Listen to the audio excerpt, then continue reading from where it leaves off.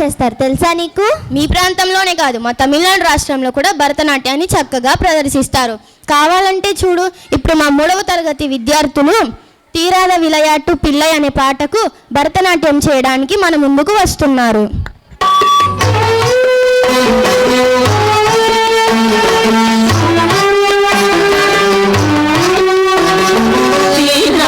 விளையாட்டு பிள்ளை கண்ணன் தீராத விளையாட்டு பிள்ளை கண்ணு தெருவிலே பெண்களில் கோயாத கொள்ளை தீராத விளையாட்டு பிள்ளை